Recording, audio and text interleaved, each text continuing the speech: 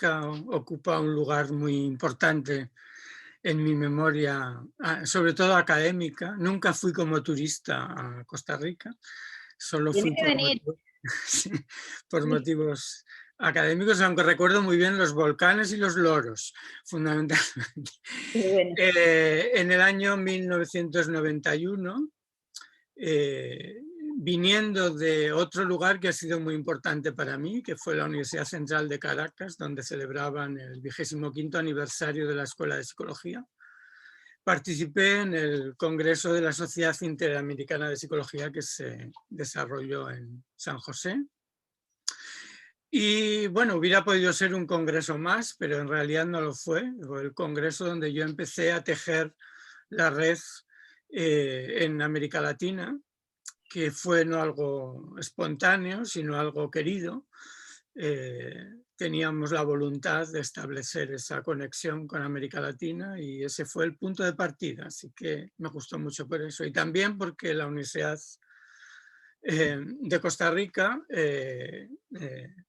es una universidad en la que trabajan seguramente muchas personas muy interesantes, pero dos personas que quiero mucho. Montserrat Sagot, como socióloga, una grande amiga y que admiro muchísimo su trabajo.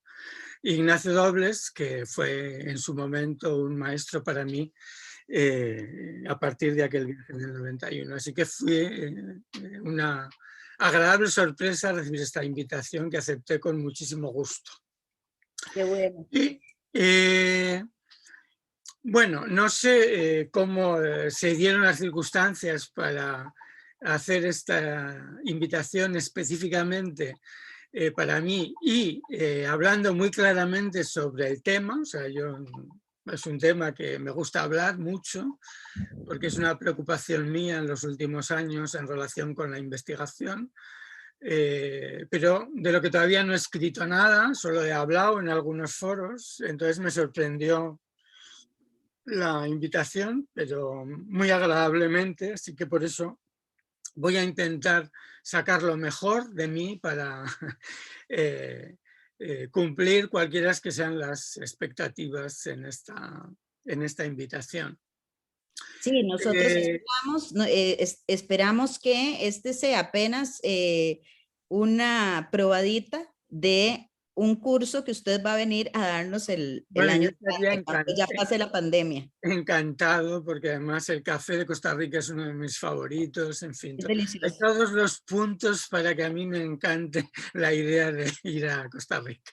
Excelente. Tienen ahí en pantalla, y perdón la petulancia, pero soy una persona muy transparente, distintas formas de acceder a mi trabajo y a las cosas que me interesan, sobre todo académicamente, aunque no solo, pero también académicas, sobre todo en Twitter, porque para mí es una herramienta de difusión científica fundamental, y en todos los demás medios, Telegram, en fin. Y ahí lo tienen para que puedan, si quieren, si tienen alguna curiosidad, seguir el día a día de mis preocupaciones y de mis intereses en la investigación. Como Profesor, citaba, ya le tomé una foto y lo voy a poner en el Facebook y lo voy a pasar por los chats para que todo el mundo tenga esa información y pueda muy acceder. bien, muy agradecido. Eh, como se ha dicho en la presentación, en realidad, si yo tuviera que definirme en relación con lo que hago, lo que me interesa como profesor investigador, creo que debería contestar que la metodología es lo que me ha interesado siempre y he llevado ese interés a campos muy diversos. He estudiado procesos de memoria colectiva, las nuevas tecnologías de la información y la comunicación y otros asuntos. Por ejemplo, ahora estoy trabajando en un fenómeno más reciente, más contemporáneo, que es conocido como KEMSES, es decir, el uso de sustancias psicoactivas para la práctica del sexo. Pero generalmente lo que ha definido mi trayectoria es mis intereses por la metodología. Y dentro de ese interés, en los últimos años me he preocupado fundamentalmente por reflexionar en relación con la presencia del investigador o la investigadora en el terreno y el papel de investigar en contextos sociales. Y esto me ha hecho ser considerablemente crítico con las formas de abordar la investigación, por las implicaciones éticas y también políticas que creo que tiene la posición de investigadores e investigadoras en el campo. Y un poco como resultado de esas preocupaciones y también en conjunción con mis estudiantes, yo tengo muchos estudiantes, también muchos latinoamericanos en el máster, en el doctorado, pero yo no hago tutorías individuales, yo solo hago un trabajo de dirección conjunto, en común, porque creo mucho en el conocimiento distribuido, en el conocimiento conjunto, en el conocimiento compartido. Y es con ellos y con ellas que he ido poco a poco fijando las ideas que voy a tratar de comunicar esta tarde, que son pocas, pero que nacen casi todas ellas de la primera gran pregunta que yo creo que cualquier investigador o investigadora debe hacerse, y es ¿qué me ha traído aquí? Es decir, yo estoy investigando y ¿por qué creo que debo estar aquí? ¿Por qué yo me siento con el derecho de tomar este tema de investigación e investigar con estos participantes? ¿Y por qué esta cuestión de qué narices hago yo aquí no es generalmente problematizada? Hay una posición, a mi modo de ver, muy... no quiero molestar a nadie y menos ofenderlo, pero que yo podría definir como autoritaria en la investigación, que cada vez me molesta más y que cada vez creo más y estoy más convencido de que hay que empezar a limitar. Las preguntas que yo creo que hay que hacerse cuando queremos abordar un trabajo de investigación no invasivo es, primero, en que yo hablo como psicólogo social, pero se puede extender a cualquier área de la psicología, naturalmente, y probablemente de otras ciencias sociales y de la salud. ¿En qué contribuye o inhibe la acción de la investigación, por ejemplo, en psicología social, a la transformación social y en qué dirección? Luego veréis que no soy tan ingenuo como para pensar que esa pregunta no se la ha hecho nadie. Sé para quién estoy hablando, sé que en Latinoamérica esto ha sido un tópico central y yo he aprendido de ello, pero déjenme que retóricamente formule estas preguntas. También, ¿qué consecuencias políticas tiene y qué política puede inspirar la investigación? ¿Qué tipo de relaciones se establecen con las otras personas y qué nuevas relaciones puede posibilitar? ¿Para quién es el conocimiento y para quién sirve la acción de conocer? Y, entre otras muchas, ¿cuál es el valor del conocimiento producido para el mejor discernimiento, la mejor comprensión de lo que es lo social y para intervenir sobre el mundo? Es un poco estas ideas, preguntas, las que están en mi cabeza cuando pienso en las formas de realizar una investigación que no sea intrusiva, que no sea autoritaria, que sea más horizontal. Y voy a hacer esto en estas 4 partes. Primero, una pequeña introducción, después una exposición de mis argumentos. Si voy bien de tiempo, presentaré muy brevemente un ejemplo y después iremos ya definitivamente a las conclusiones. La psicología yo creo que no ha sido el mejor medio para contribuir a la transformación social, por lo menos la psicología en la que yo fui formado. Más próxima siempre al poder que a la resistencia, siempre sirviendo a la élite económica más que a las clases populares, más orientada a la sumisión que a la estimulación de las rebeldías, más como herramienta de sujeción que de liberación. Yo creo que en la psicología existen bastantes pocos acontecimientos que muestren una contribución sustantiva y cuando lo han hecho fundamentalmente en Latinoamérica, quizás algo en algunas áreas africanas y también en Asia, pero no en el norte característicamente dominante de la psicología, tanto en los Estados Unidos como en Europa. ¿Por qué esto ha sido así? Pues yo creo que porque la psicología se consolida como disciplina en el momento que abraza el pensamiento positivista, es decir, lo que en nuestro contexto llamamos el conductismo. Porque básicamente construye como objeto de estudios los mecanismos intrapsíquicos, y entonces es muy difícil que no tenga una dependencia de esa posición. Lo que le lleva, como todos sabemos, fundamental y muy frecuentemente a un individualismo sustantivo. Y también porque en algún momento decidió una orientación profesional dentro del conjunto de las profesiones liberales, que por supuesto gozan de mucha autonomía, pero también de una posición social superior que siempre se sitúa jerárquicamente por encima de las personas que se atienden. Como os he dicho, yo no soy ignorante de lo que pasa en Latinoamérica, de hecho paso desde hace 10 años entre 3 y 4 meses cada año en Latinoamérica. Y yo sé que eso no ha sido en todos los sitios como yo acabo de diagnosticar. Y un ejemplo de ello es el programa de la investigación-acción y en particular el de la investigación-acción participante, que está muy extendida en amplios sectores de la psicología social, de la pedagogía, de la sociología, y que suele ser, digamos, el ejemplo perfecto de lo que es una contribución sustantiva, académica y experta al cambio social. Pero esa contribución debe menos, a mi juicio, a los saberes académicos que la alimentan, que al posicionamiento político e ideológico que lo anima. A mi modo de ver, digamos, las bases de la investigación-acción participante se encuentran más en el marxismo, en varias orientaciones y en la teología de la liberación que en cualquier otro lugar. La actividad del programa de la investigación-acción participante es con todo un contribuyente pues, esencial a la acción para el cambio social por sus compromisos éticos, es decir, el compromiso social por un cambio hacia una sociedad más igualitaria.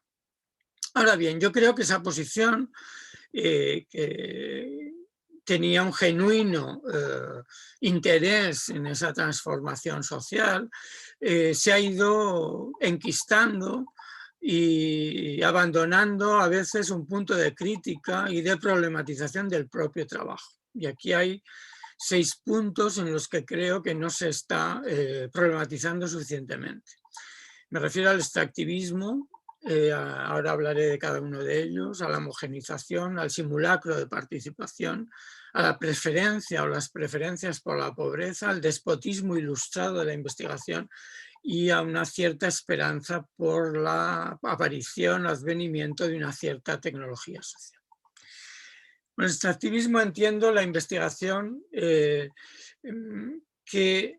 donde los participantes son vistos y tratados como contenedores de información que hay que extraer para ser elaborada y analizada y convertida en un bien valioso. Valioso simbólicamente, pero también valioso económicamente por su rendimiento curricular. Es decir, que todos, de una manera u otra, trabajamos en una escena académica donde hay que cubrir unos criterios curriculares para poder realizar con una cierta solvencia una carrera académica y no podemos olvidar que eso es un beneficio, entre comillas, inmediato de la extracción de la información por parte del investigador o investigadora a partir de sus participantes, de las comunidades o en general de los grupos sociales que analizan. También está la homogeneización, que diferentes formas de acción académica, ya sean de investigación de intervención en todas sus formas, como la investigación básica que algunos hablan, comparten con demasiada frecuencia una concepción muy uniforme. Sí, yo creo que grupo, comunidad, sociedad se toman como un todo homogéneo, de esto hablaré más adelante, y disuelve la enorme diversidad que se contiene dentro de cada una de esas categorías, diversidad de personas, de grupos, de asociaciones, de organizaciones, de propuestas, de proyectos, etc. También creo que hay un uso abusivo del término participación. Cualquier acción que involucra la presencia de miembros de la comunidad o de una comunidad cualquiera es denominada como participativa. Pero sucede que en la mayoría de los casos, y creo que todo el mundo estará de acuerdo conmigo, se trata más bien de un proceso de delegación más que de una participación real. Uno de los puntos más críticos, a mi modo de ver, es esta preferencia por la pobreza. Y una inevitable asociación de las prácticas de investigación y de intervención a la vulnerabilidad y a la pobreza. Allí donde hay grupos humanos que se pueden caracterizar como vulnerables o hay áreas que son pobres, siempre encontraremos grupos de profesionales realizando algún tipo de investigación o de intervención.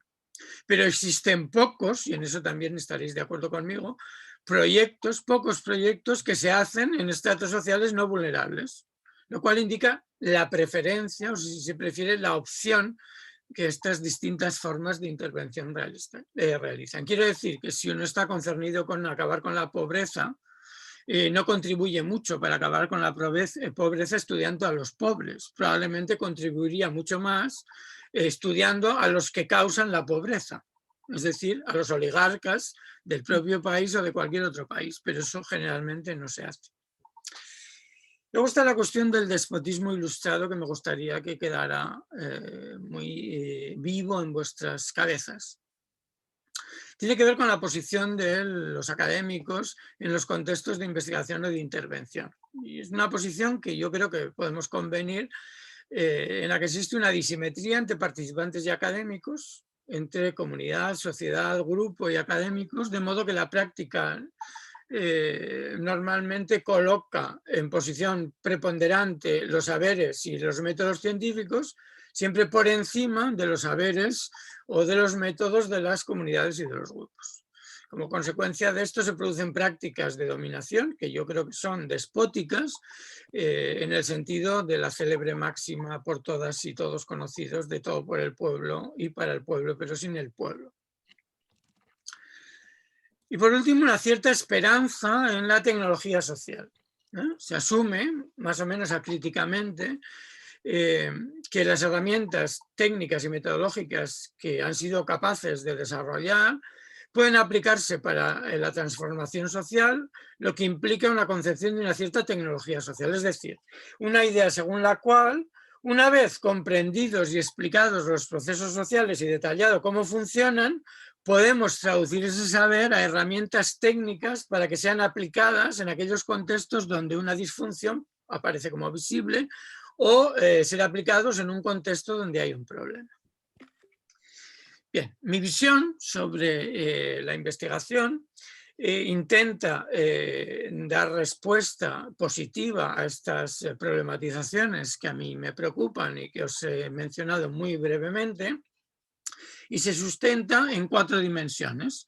Una que es social comunitaria, otra cultural, otra ético-política y finalmente una del propio conocimiento. Y las voy a ir mencionando y explicando muy brevemente una a una. Le voy a interrumpir un momentito Sí. para dar la bienvenida a doña Diana Senior, que es la directora de la Oficina de Asuntos Internacionales de la Universidad, que nos acompaña. Muy Bienvenida, bien. doña Diana. Muchas gracias. Muchas gracias. Adelante. Bienvenida. La dimensión comunitaria tiene que ver con lo siguiente. Yo pienso que territorio y comunidad son elementos que son indisociables el uno del otro y todos los dos conforman algo que podríamos llamar el espacio de lo social o el espacio social. Territorio como dimensión material y comunidad como dimensión simbólica son partes sustantivas del espacio social y sobre todo, que es lo que a mí más me interesa, de la acción colectiva. Cada conglomerado territorial y comunitario es un espacio social singular cuya definición y cuyas características son construidas en el flujo de las relaciones cotidianas que se dan entre actores y actoras del contexto. El correlato de esta afirmación es que la investigadora o el investigador no puede ser externo, sino que debe ser un actor o actora competente y sobre todo reconocida en el contexto. Después voy a hablar más detenidamente sobre esto. Cualquier sociedad o grupo o comunidad existe de muchas maneras y hay que luchar contra toda forma de homogeneización. Una sociedad, un grupo, una comunidad se compone de diferentes redes de prácticas al mismo tiempo. Por ejemplo, comunidad o grupo vecinal, comunidad o grupo de intereses, comunidad o grupo político, comunidad o grupo religioso, comunidad o grupo étnico, comunidad o grupo educativo, sujeto de poder, lugar de residencia, espacio público de acciones políticas, manifestaciones ciudadanas, etc. Es decir, la comunidad es más que una y menos que muchas. No hay la comunidad, sino hay la comunidad en tanto que un objeto múltiple, es decir, de muchas naturalezas diferentes al mismo tiempo.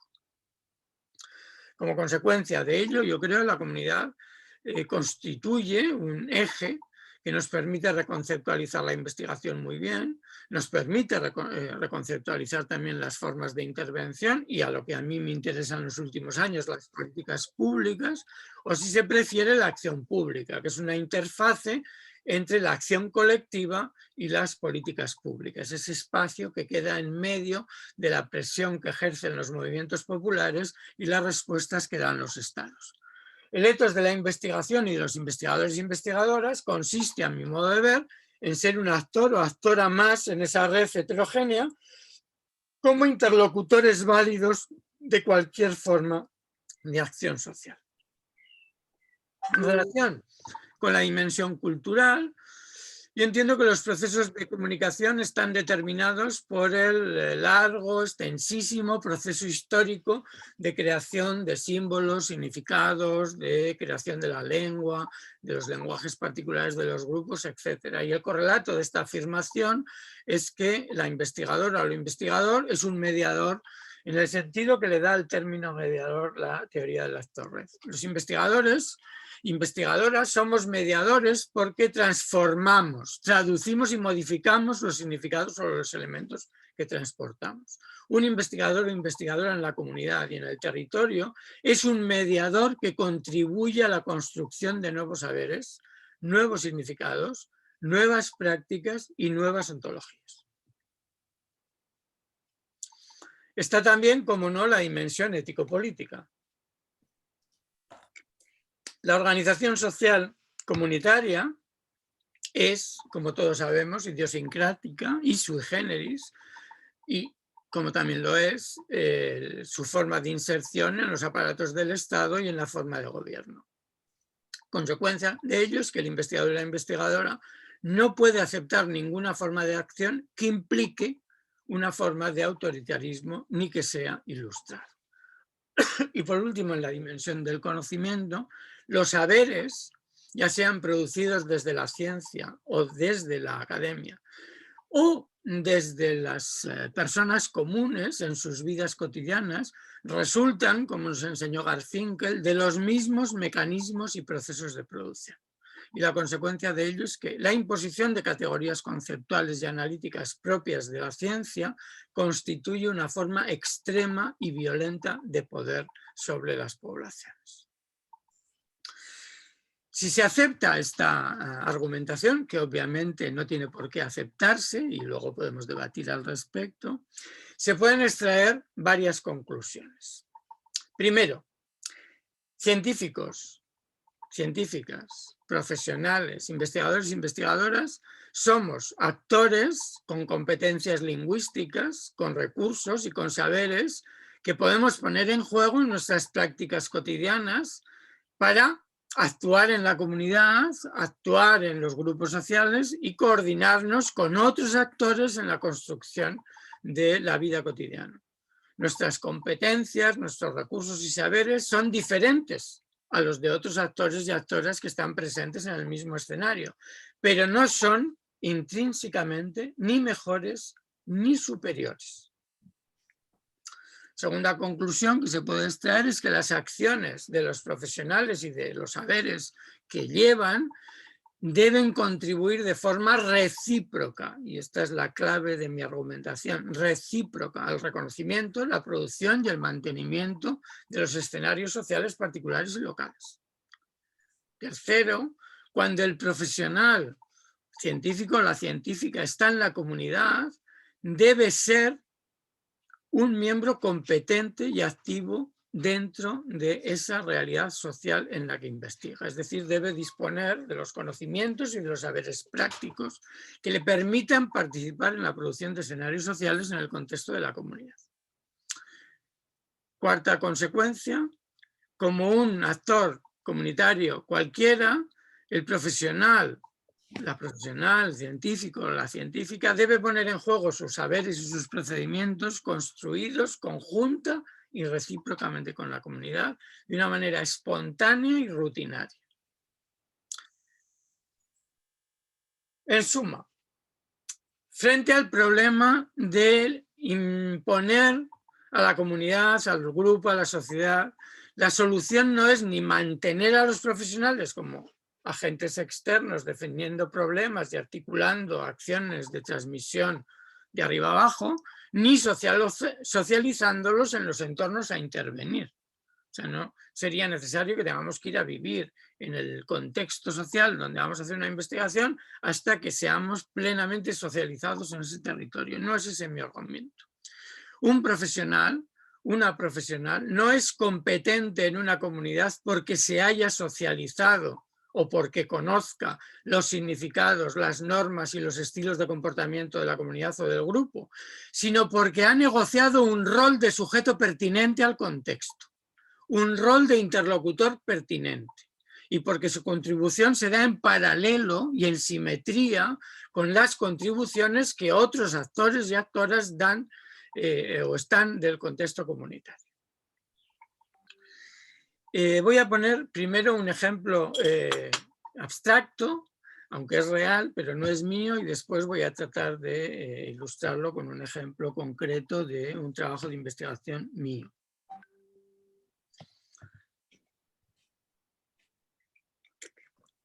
Es un ejemplo que voy a cambiar los personajes porque no tengo autorización para hablar de ellos, y también voy a dislocarlos geográficamente para que no se pueda identificar. Pero esto es un valle en una zona andina donde se produce o se producía coca y donde hay un conflicto entre los agricultores que están reclamando al gobierno más ayudas, amenazando de si no reciben más ayudas, los cultivos que realizan no son rentables y van a tener que volver al cultivo de la cocaína, de la coca. Los narcos que presionan a los agricultores para que vuelvan al cultivo de la coca, y todo ello en un escenario de desigualdad y de crisis muy importante. Y en ese contexto llega una antropóloga europea, blanca como la leche, de pelo rojo, a estudiar lo que pasa allí, ¿no? Y además llega con un novio o pareja o lo que sea, también europeo, altísimo, barbudo, peludo, en fin, completamente antagónico, digamos, al modelo de hombre del contexto. Como se puede fácilmente entender, y como se dice en el español de la península ibérica, cantan como una almeja. Es decir, obviamente son dos sujetos que no encajan en ese contexto. Entonces empiezan a recibir muchos mensajes agresivos, violentos, amenazas incluso, de todos los actores presentes en la situación. Los propios agricultores, por supuesto los narcos y por supuesto la autoridad política de la región, la policía, etc. y a veces, digamos, mensajes por aquello con lo que se les confunde, porque a veces piensan que son periodistas, a veces piensan que son el enésimo antropólogo o antropóloga que va allí a estudiarlo, están hartos de ver antropólogos y antropólogas, etc. Y a pesar de esta joven antropóloga poniendo en juego toda la gama de recursos que ha aprendido para insertarse en un contexto de trabajo y hacer el trabajo prototípico que haría cualquier antropólogo o antropóloga, pasan meses y no lo consigue. Están aislados, no logran comunicarse con nadie, no logra avanzar su trabajo y solo se magnifica su rol de extraños, su posición amenazante para casi todos los participantes en la situación. Bien, el conflicto con los agricultores estalla, una serie de movilizaciones, y una de esas movilizaciones reclamando más ayudas del gobierno para continuar con los cultivos sustitutorios de la coca, acaba con una gran represión, una forma violenta de represión, y una parte muy importante de los habitantes estaban protestando, se refugian en una iglesia. Entonces la antropóloga ve ahí una posibilidad. Dice, voy a ir a la iglesia para mostrar mi solidaridad con los agricultores y me voy a encerrar con ellos. Y efectivamente, junto con su novio, se va a la iglesia y se encierra con los agricultores. Y yo sé que estáis pensando que ese día consiguió la aceptación y el reconocimiento de los agricultores. Y es verdad, lo consiguió. Pero para mi argumento, acordaos, mi argumento es que la persona que actúa como investigador o investigadora tiene que ser un participante activo, un miembro reconocido en ese contexto social. Resulta que también es reconocido por la policía y las autoridades políticas y por los narcos. O sea, en el acto de posicionarse a favor de los agricultores, obtiene también simultáneamente el reconocimiento del derecho a estar ahí. Y es solo tras el reconocimiento del derecho a estar ahí, en tanto lo que es decir, una investigadora, que puede comenzar efectivamente la investigación. Por supuesto, a la policía no le gusta que haya un antropólogo por allí metiendo las narices, y a los narcos tampoco. Pero el hecho de ser una posición social identificable, reconocible, ha dado pie a su aceptación en tanto que posición social del contexto. El ejemplo que quería poner propio es el de una estación de investigación que con mis colegas Peter Spink y otros de la Fundación Getúlio Vargas de Sao Paulo y los centenares de grupos y personas participantes en un área del sur de Sao Paulo que se llama Jardim Ángela, una de las áreas urbanas más peligrosas del mundo, hemos ido creando en los últimos años. Esta estación implica una deslocalización del centro de investigación que se va de la universidad y se instala en la zona donde se va a estudiar. Para utilizar un símil, es como cuando una unidad científica se va de la universidad y se instala en la Antártida, por ejemplo. Exacto. Lo relevante de una investigación, de una estación de investigación, es que está en la Antártida, no que es una estación de investigadores e investigadoras, es que está en la Antártida. Exactamente lo mismo. Nosotros hemos sacado la investigación de los muros de la universidad, por decirlo de alguna manera, y hemos cruzado la calle. Hemos ido a esa zona en particular. En esa zona, bueno, ahí tenéis la dirección, de todas maneras, si buscáis en Google Estação M'Boi, os aparecerá la página con facilidad, porque M'Boi es un nombre indígena poco común y por lo tanto es fácil de encontrar. Y lo que nosotros hemos hecho ahí ha sido hacer lo que hacemos siempre, es decir, investigar, pero en una posición del tipo que yo acabo de defender. Primero, porque no hemos ido allí hasta que no nos han llamado. O sea, no ha sido un territorio que nosotros hemos ido a conquistar. Hemos ido allí porque alguien nos ha convocado ahí. Y no hemos ido a investigar para hacer nuestras tesis y escribir nuestros artículos. Si se me apura, hemos ido a investigar lo que ellos y ellas han dicho que tenemos que investigar.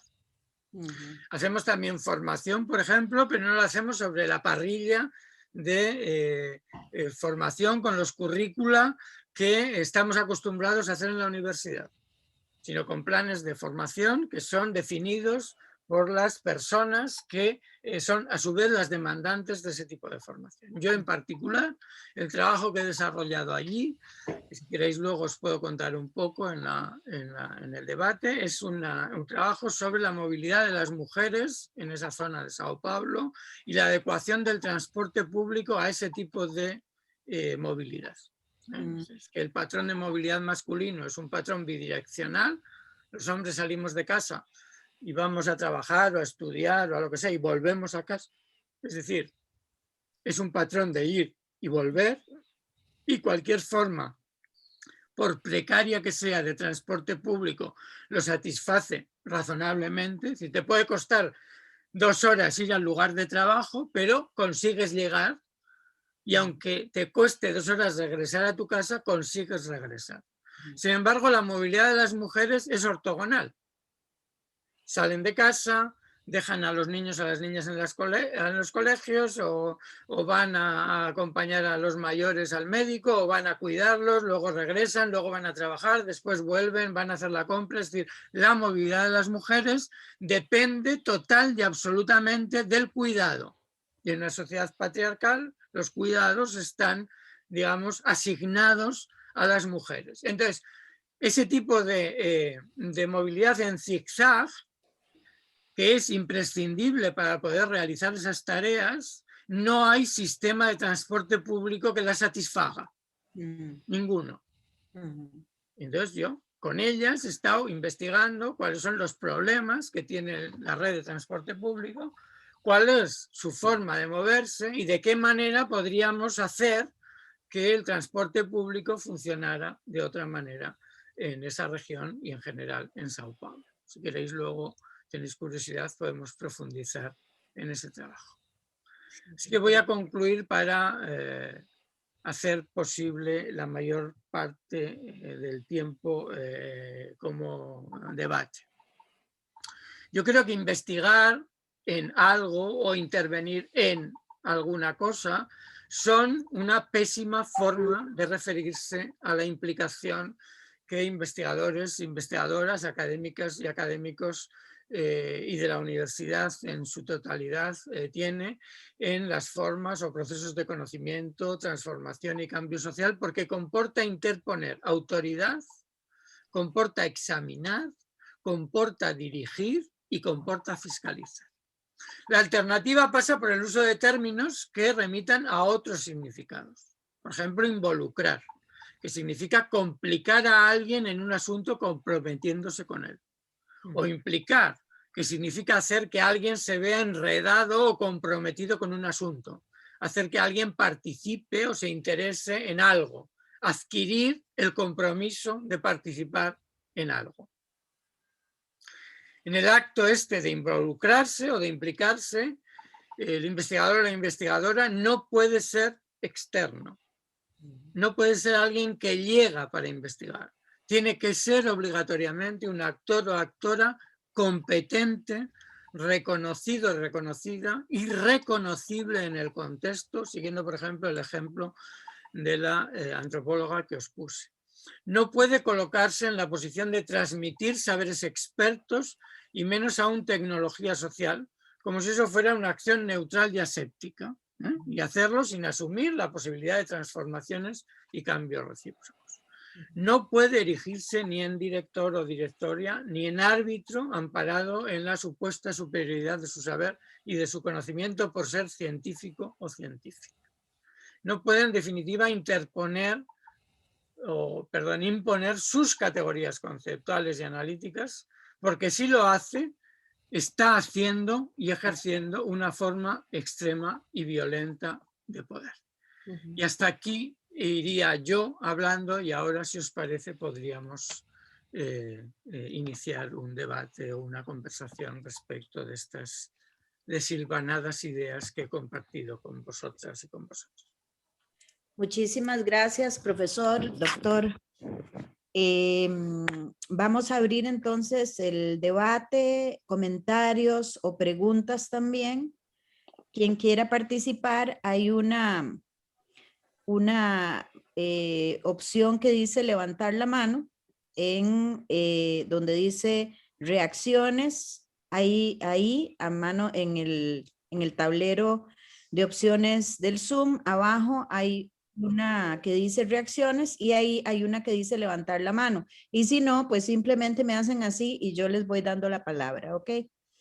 Quienes quieran participar, por favor. Yo quisiera comentar que es muy importante el hecho de que usted nos haya hecho esta puntualización. En el curso hemos tratado de abordar precisamente la investigación cualitativa desde una perspectiva no colonialista. Hemos trabajado textos precisamente que abordan la crítica que se ha hecho desde la investigación cualitativa a toda la problemática de esta relación entre investigación y colonización. Entonces el estudiantado maneja, digamos, conceptos como la historia misma de la investigación cualitativa, sus diferentes momentos también y crisis, y estamos abiertos a esto que usted plantea, porque implica también toda una crítica a las formas de investigación tradicionales de las ciencias sociales. Me parece sumamente interesante esto que usted plantea de la necesidad de la inserción precisamente del o la persona investigadora, pero también de que tenemos que cambiar el lenguaje que estamos utilizando en términos de investigador o de intervenir, investigar, etcétera, la utilización de estos verbos, precisamente porque la palabra hace la cosa.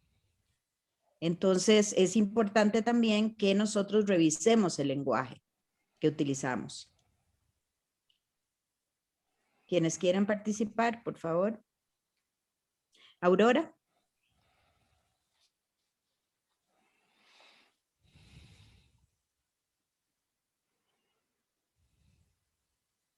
Aurora. Tiene el apagado el micrófono.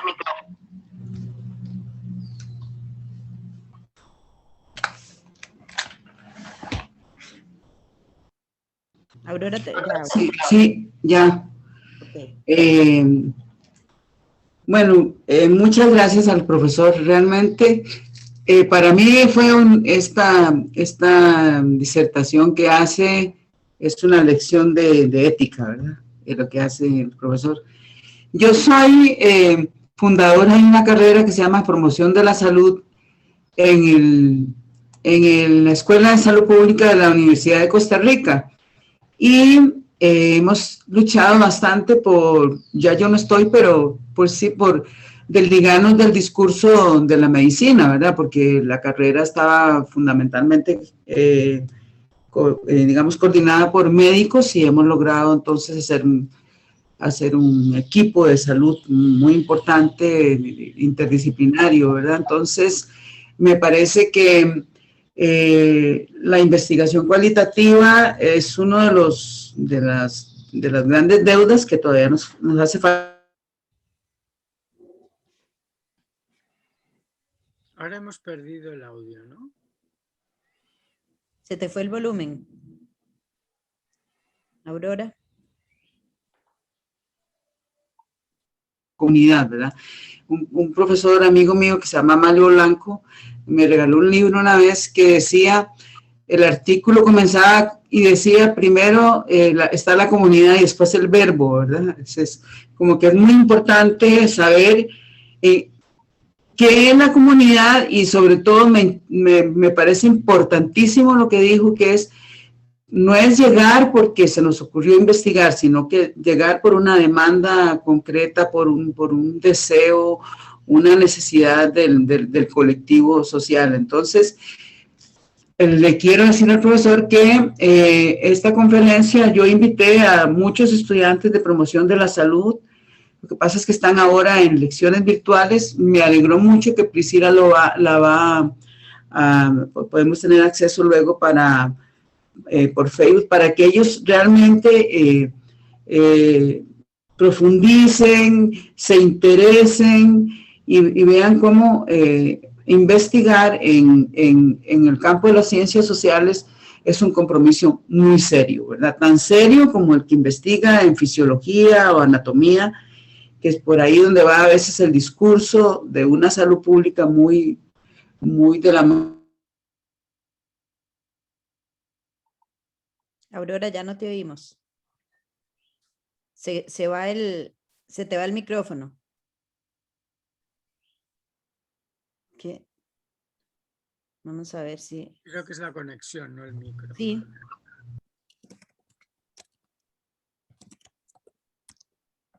Okay. Bueno, pero yo creo que da para entender sí, para entender lo que ya quería. Gracias, exacto, Aurora, por estos comentarios. Sobre todo porque, como he dicho, bueno, se ha dicho en la presentación, el campo de la salud es uno de mis campos más centrales en mi trabajo, y ahora específicamente que estoy envuelto en una investigación de largo alcance sobre el consumo de sustancias psicoactivas con fines sexuales, conocido como chemsex. Y es un bonito ejemplo de estas cuestiones que he tratado de suscitar y que ahora aludía Aurora. Cuando un fenómeno como el consumo de esas sustancias en esos contextos se aborda solo profesionalmente, sin en la definición del problema trabajar con las personas que son usuarias de ese tipo de sustancias y que hacen esas prácticas, se puede obtener mucha información, pero la investigación como tal está orientada al fracaso más absoluto. Porque es inevitable, igual que hay estereotipos sociales en cualquier entorno de la vida social, la formación y la práctica de conocimiento también es una práctica social llena de estereotipos. Y entonces se construye un tipo de sujeto, usuario de estas sustancias, se construye una estereotipación de la práctica de consumir sustancias psicoactivas en el sexo, con una barrera moral que olvidamos es también el resultado de un proceso social. La moral no es divina, resulta de un proceso colectivo. Exacto. Y entonces hay que admitir que a lo mejor hay grupos que ven las cosas de otra manera. Sí. Por ejemplo, en lo que hace al consumo de sustancias. Y que a nosotros nos pueda parecer una aberración, y es que una persona haga sexo sin protección por estar bajo los efectos de una sustancia psicoactiva y eso lo haga conscientemente, puede parecer que va en contra de toda la racionalidad. Pero esa no es una buena vía para entender lo que está pasando. Y si no entendemos lo que está pasando, difícilmente vamos a hacer alguna cosa que sea en beneficio de esos usuarios. Entonces, bueno, solo reafirmar que estamos muy de acuerdo y que me congratulo mucho de estarlo. Sí. Esa frase de sujeto pertinente al contexto me parece maravillosa. Sí, exacto. Sí, hay una cuestión que yo quería también comentar que tiene que ver con que la carrera de psicología nuestra es una carrera que tiene 8 cursos de investigación. Es una carrera que tiene un eje transversal que es precisamente la investigación, pero lamentablemente solo tenemos un curso de investigación cualitativa. la mayoría de los contenidos de investigación que se están dando en este momento tienen que ver más bien con la investigación positivista o neopositivista.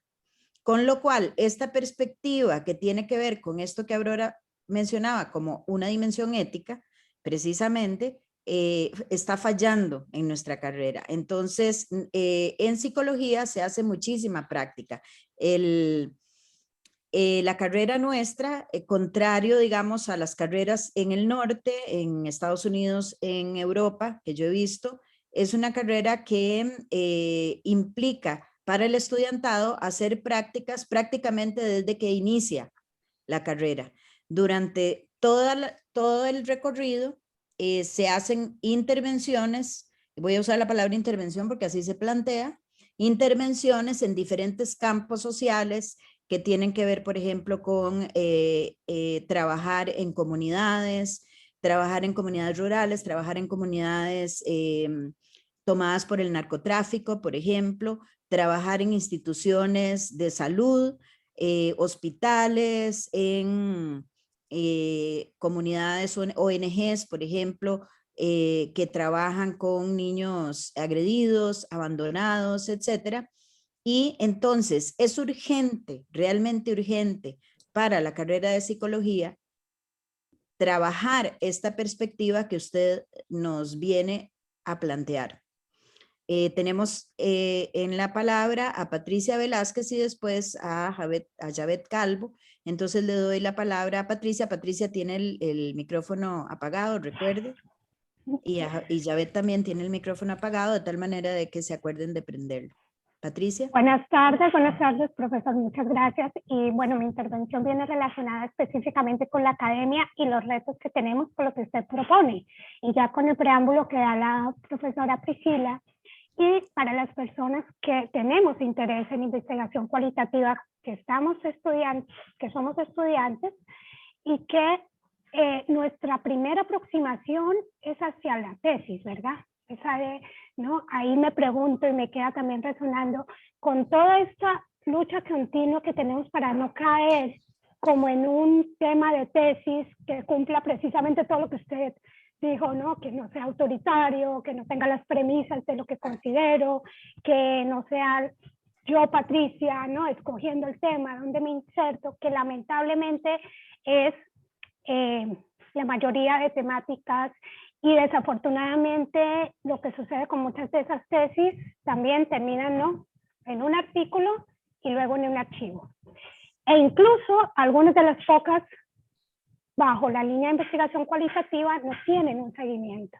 Porque eso me haría a mí también como replantearme esa oportunidad de algunas investigaciones que ofrecieran hoy esos datos que usted menciona. ¿Cuáles siguen siendo las necesidades de esas comunidades o de esos temas investigados para que se pudieran retomar y de allí entrar a hacer una propuesta de tesis desde ese lugar que usted habla, de ese lugar de reciprocidad? Bueno, entonces me queda como resonando porque está muy lejano, está muy cercano. Ya hay unos temas de tesis, está muy cercano en mi caso personal a tener esa experiencia y me queda aquí como aún con la claridad que tengo, con la posición ético-política, cómo logro acercarme a ese tema, insertarme y que no suceda lo que está sucediendo actualmente o que no suceda lo que le pasó a la antropóloga, ¿verdad? Que a la final pienso que en la actualidad, por más de que tengamos una visión amplia, hay una parte invasiva, porque el tema lo estamos pensando desde este lado, desde la academia y desde la universidad. Y que como estudiantado, pues la posibilidad, y menos ahora, ¿no?, de involucrarnos en las comunidades está muy lejana. Y por otro lado, que ese involucramiento sea de verdad, no, con lo que usted decía, es diferente llegar a socializar en una comunidad, a que convertirse en actor, no, participante de las necesidades. Entonces, creo que pues son muchos temas, no hay respuestas, pero sí nos pone como a replantearnos, tanto como como las personas interesadas en investigación cualitativa, como nuestras propuestas de investigación, como mis compañeros, mis compañeras, cómo podemos replantear, ¿no? Esta nueva idea donde entramos a hacer, o sea, tenemos claro que queremos hacer una investigación no invasiva, pero una investigación que dé resultados, y sobre todo porque estamos en una coyuntura mundial, o sea, es un momento donde realmente la palabra investigar tiene que ser un accionar conjunto y comunitario. Si no, creo que no lo vamos a lograr. Entonces, muchísimas gracias. Me quedo como pensando, pero también con muchos temas para ir haciendo esa propuesta que le comento. Gracias, Patricia. Yo no tengo ninguna vocación proselitista y, desde luego, lo último que haría sería llegar a cualquier país latinoamericano para pontificar nada. Más bien lo que hago y lo que he hecho todos estos años es aprender mucho de mi paso por allí, y bueno, que fue un paso elegido también, hay que decirlo, ¿no?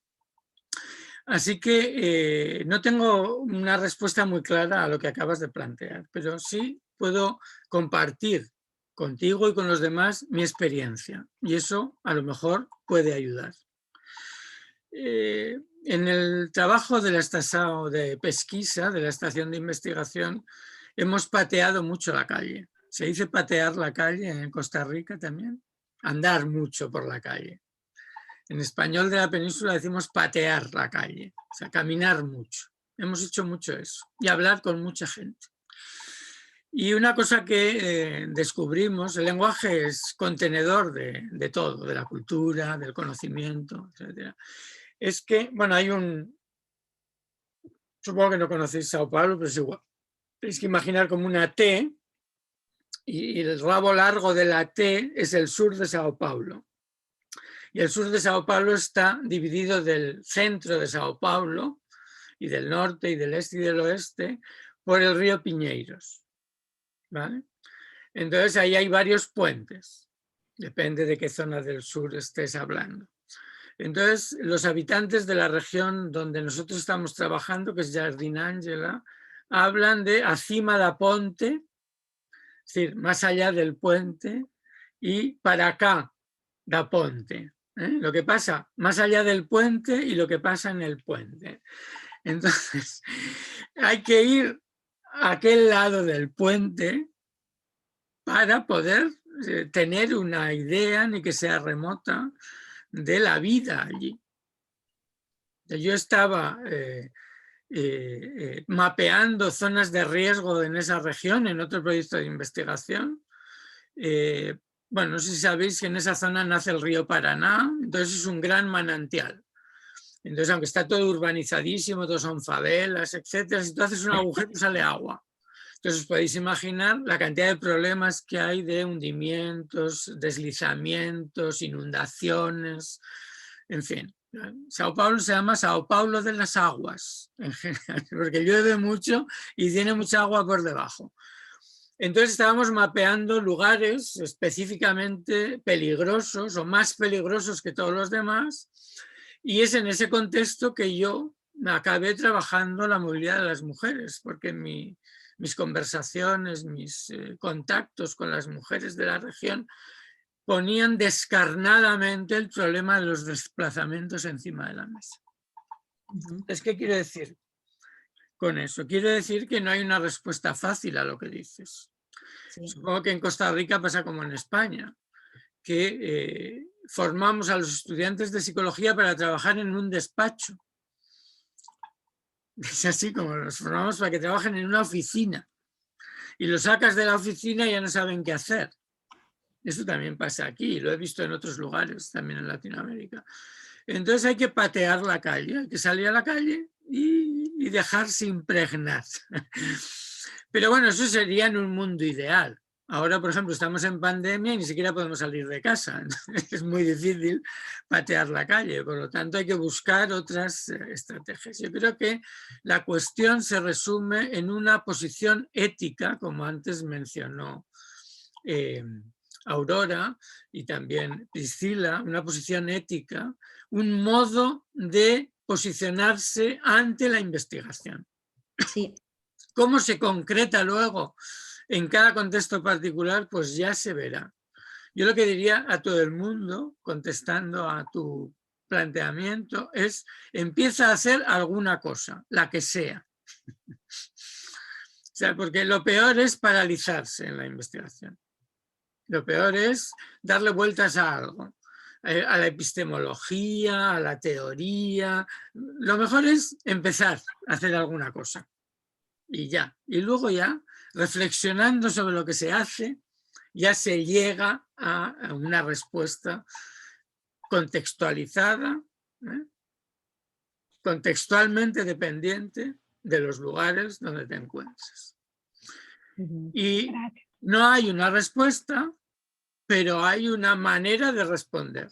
Y yo creo que la manera de responder es esa, ponerse en una posición de igual. Sí. De hecho, cualquiera que ha tenido esta experiencia, y seguro que en el auditorio hay muchas personas que ya la han tenido, acabas aprendiendo más de lo que tú puedes ofrecer como conocimiento. Y eso es, digamos, el interés, entre otros, que tiene también este tipo de investigación. Lo que ya no estoy tan seguro es que eso sea solo posible haciendo investigación cualitativa.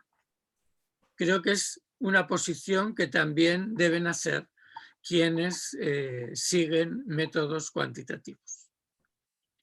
Yo con los años me he hecho mucho más tolerante y ya me parece bien todo tipo de investigación, incluida la cuantitativa. No tengo ningún problema.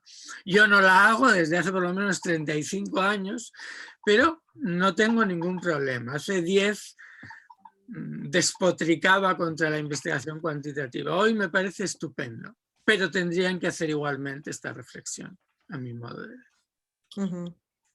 Sí, yo antes de darle la palabra a Paola y a Yavet, en el caso de nuestra carrera de psicología hay muchísima, pero muchísima calle. En realidad desde el inicio el estudiantado está expuestísimo a la gente. Hay sin embargo cursos que efectivamente van a proponer una investigación que se va a dar con la computadora propiamente, pero desde, digamos, desde los cursos de psicología social, desde los cursos de salud en general, nosotros con los estudiantes entramos directamente a trabajar en hospitales con la comunidad, etcétera, con ONGs que digamos que atienden diferentes problemáticas, y es una excepción en realidad en nuestra carrera, lo cual es de una riqueza extraordinaria, tengo que decirlo, y que apunta a una formación académica polivalente muy, muy, muy rica, que se nota mucho también cuando uno va al exterior por la formación que uno ha recibido. Esto es realmente nutre muchísimo. Yo creo que esto sí. que es un primer paso imprescindible, sí, pero no es lo único que hay que hacer. Claro. Un ejemplo que me pasó, yo periódicamente hago un seminario de doctorado en el doctorado de Ciencias Ambientales, doctorado donde hay gente de todos los países, muy interesante.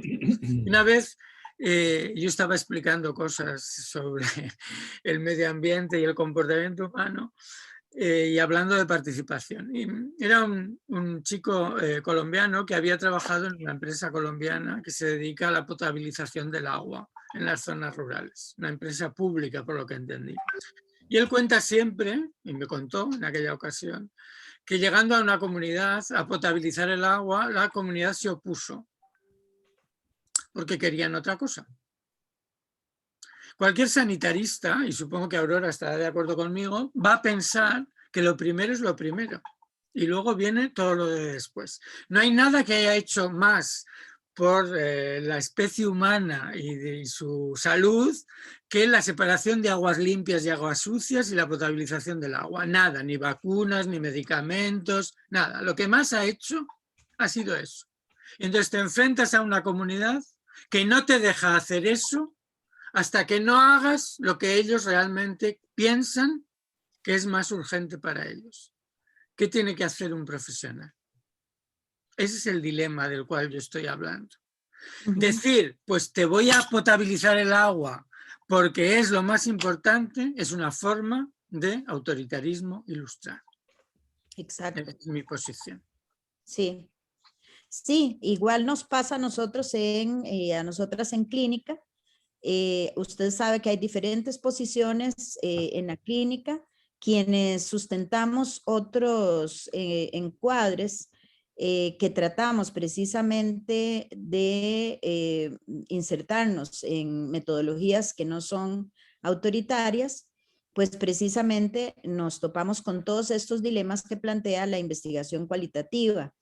Y efectivamente, desde el psicoanálisis que nosotros planteamos en la escuela, por ejemplo, de hecho yo lo planteo que es una metodología cualitativa precisamente porque lo que nosotros seguimos tiene que ver con ese respeto, pero absolutamente irrestricto a la persona, a lo que la persona plantea y al timing, digamos, a los tiempos de elaboración del sujeto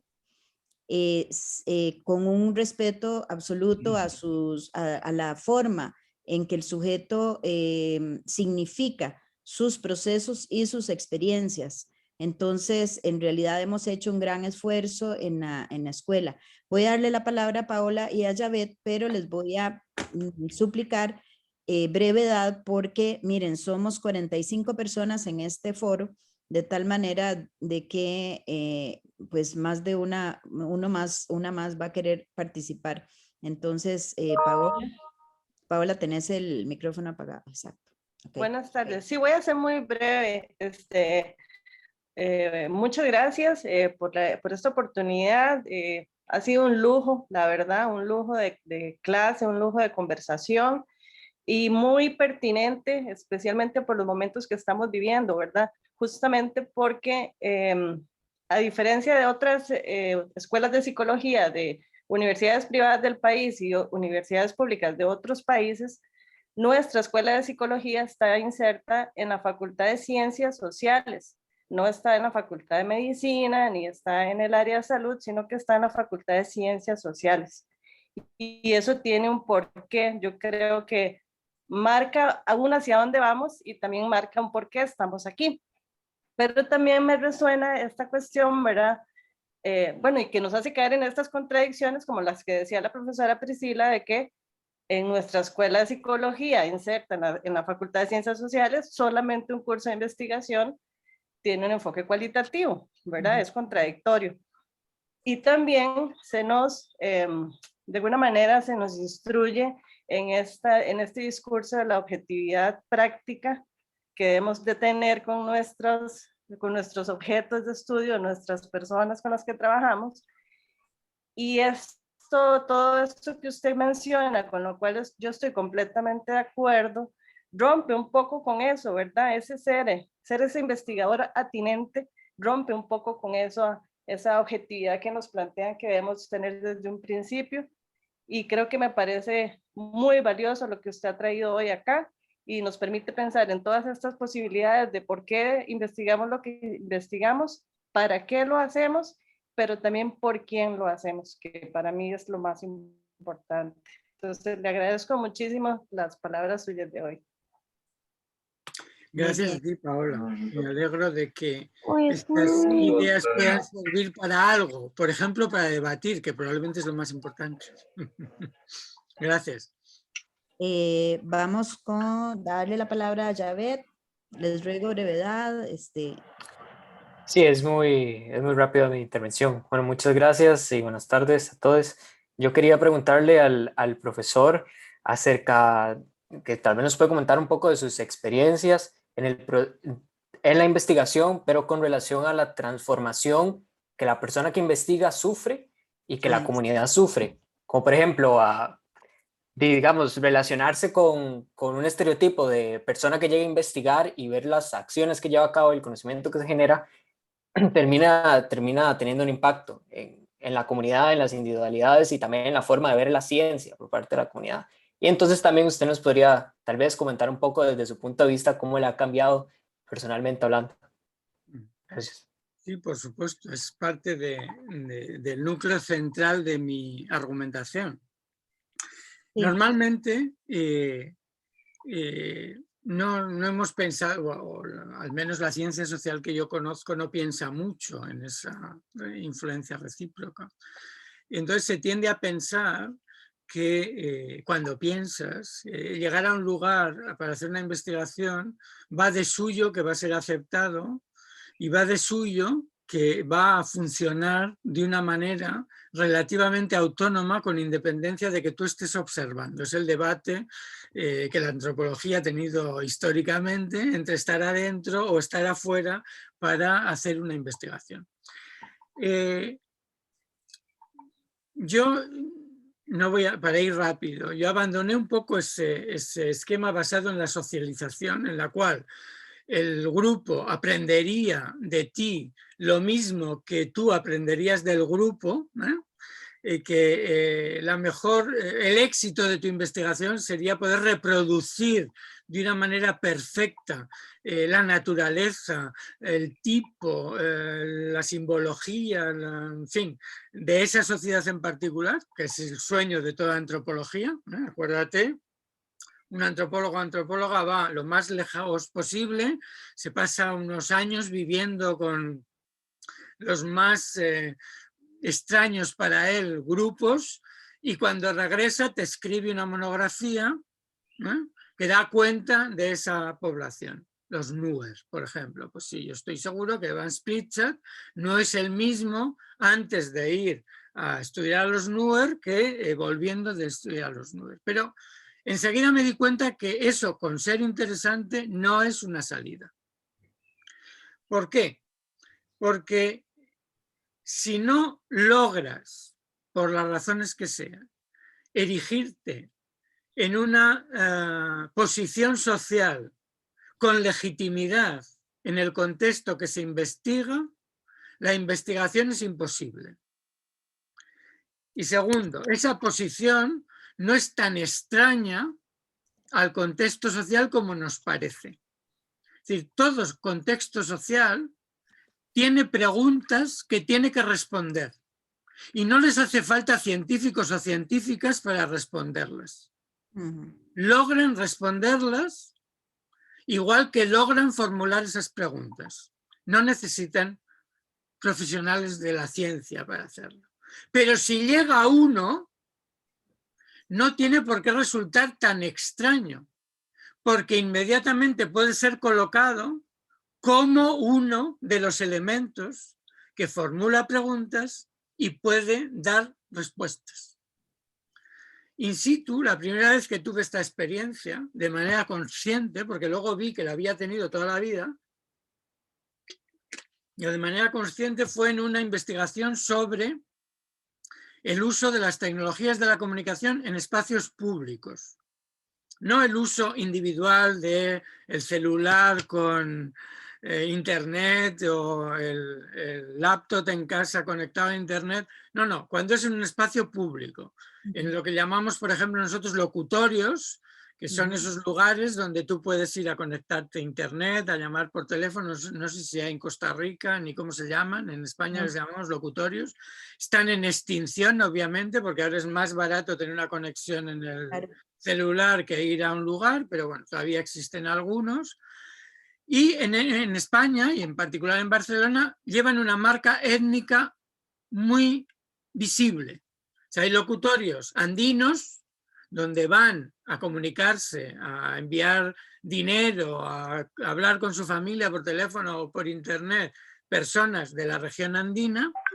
Hay otros sudamericanos, solo para sudamericanos, hay otros centroamericanos, hay otros asiáticos, particularmente pakistaníes, pero también chinos, etcétera, etcétera. Es decir, esos locutorios llevan una marca étnica. Entonces yo llegando al locutorio, es un trabajo que hice etnográfico, inmediatamente se ve que no me toca estar ahí. Es obvio que no soy una persona usuaria de locutorios. Entonces, ¿cómo resuelves esa cuestión? Pues me imagino que igual que Evans Pritchard solucionó ese asunto con los NUER, convirtiéndose en un interlocutor reconocible. Y en ese proceso, el cambio más importante a nivel personal, que es lo que tú me preguntas, es la bajada de los humos, es decir, el descender varios peldaños de ese lugar simbólico en el que me situaba como investigador y ver que finalmente lo que yo puedo saber, lo que yo puedo conocer, todavía, aunque me parecía que es mucho, es insignificante en comparación con el conocimiento que acumula ese grupo particular. Ese es mi principal aprendizaje, la modestia, el asumirse como un ignorante. Sí. Y todo lo que eso comporta, reconocer que por mucho que yo sepa y mucho que he estudiado, esas cosas nunca pueden estar por encima, pero que se puede negociar. Se puede negociar para saber cuál es el lugar que ocupa. Un ejemplo precioso de mi colega Peter Spink de Brasil, que en comunidades indígenas en Brasil, donde negociaron la posibilidad de que los partos continuaran en manos de las parteras, vamos a utilizar ese nombre, populares, pero que si aparecía un parto problemático derivaran a la mujer al centro de salud, entre comillas, tradicional para nosotros, occidental, y viceversa, que el personal del hospital supiera reconocer un caso que podría ser manejado con la partera y mandarlo allí. Bueno, en las zonas donde se aplicó el programa se redujo en un porcentaje altísimo la mortandad perinatal. Entonces, ese yo creo que es el efecto principal que produce en el investigador, en este caso en mí. Una, digamos, principio de modestia insospechado en el momento de empezar. No sé si ha aclarado tu pregunta. Sí, muchas gracias. A ti. Sí, esto de actuar la ignorancia para hacer surgir el saber desde donde está. Me parece sumamente importante subrayar esto. Voy a darle la palabra a Mariano Fernández y después Carlos Guillermo va a intervenir también. Mariano. Mariano, tenés el... Ok. Ya, Profesor Lupicinio, muchas gracias por su presentación. Lo que voy a señalar tal vez creo que sería más un comentario, posiblemente desemboque en pregunta, y es que cuando usted indicaba como que es un asunto de otros tiempos, tal vez el resaltar esta distinción entre la investigación cuantitativa y cualitativa o la necesidad de afirmarla, ¿verdad? Me puso a pensar que en la circunstancia nuestra sigue siendo muy relevante resaltarla, porque como que alrededor de la bibliografía y el discurso de la investigación cualitativa es que aparece la posibilidad como de recuperar la investigación como ejercicio de la pregunta, y donde aparece en nuestro contexto algo como de una cierta honestidad de la investigación y de la creatividad metodológica, y finalmente como el discurso de la investigación cualitativa es ese que ha autorizado en el campo de la investigación como volver a resaltar lo que la positivización de la investigación excluyó, que es, sí, el discurso de los sujetos cuenta, el pensar el dato como autoevidente, autoexplicativo es una torpeza, ¿verdad? Y no es posible omitir el trabajo de construcción de los objetos de estudio. La propuesta de una realidad fundada en evidencias no es sostenible, ¿verdad?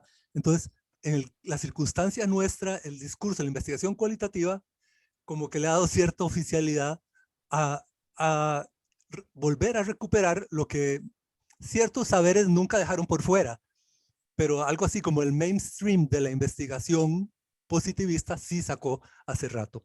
Entonces, eso me ponía a pensar su reflexión y coincido con Aurora en que es evidente el claro fondo ético que tiene la reflexión suya, que muestra esta particularidad de la sensibilidad cualitativa de ser inseparable de las consideraciones éticas. Prestando atención a esto de un uso breve del tiempo, con brevedad, le lanzo, aparte de esto que acabo de decir, dos consideraciones más. Una es un poco morbosa de pronto, ¿ve? Es como, y es esta del chemsex, ajá, del chemsex y en qué trasciende el uso de la Viagra. No, y es como, como problema de investigación, me gustaría si pudiera agregar algo. Y la otra inquietud, más seria y menos morbosa posiblemente, sea si el profesor Lupicinio se atrevería a compartirnos alguna consideración en torno cómo se construye este objeto de investigación que sería la pandemia y el sufrimiento asociado a las medidas sanitarias que lleva el control de la pandemia. Creo que es un objeto que está en proceso, pero me atrevo a lanzarle la pregunta y a retirarme discretamente. Bueno, muchas gracias, profesor. Gracias, Mariano. Yo creo que has sabido encontrar mi punto débil, así que voy a aprovechar la pregunta para quedarme tranquilo. Bien, primero en relación al comentario de lo cual y lo quanti, yo comparto completamente esas afirmaciones. Cuando yo he dicho que, digamos, empiezo a ver o a valorar y que me importa cada vez menos los métodos cuantitativos, lo digo, pero saltándome, porque me lo he saltado deliberadamente, la pieza central. Y es que desde un punto de vista cualitativo no hay ningún problema con los números, el problema está con la medida. Ese es el punto central, la medida. ¿Por qué? Porque las formas de medida en las ciencias humanas y sociales son analogías de los sistemas de medida del mundo natural. De hecho, es una aplicación sui generis de las medidas euclidianas.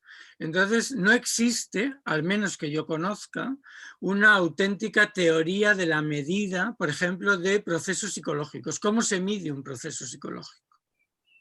Y el segundo problema es que cuando se utilizan instrumentos de medida, se vende que medimos el quantum de X, de la X. Por ejemplo, cuánta inteligencia tiene una persona cuando le pasamos un test de inteligencia. Cuánta actitud favorable o desfavorable tiene en relación a algo. Cuán no sé qué es el valor que comparte.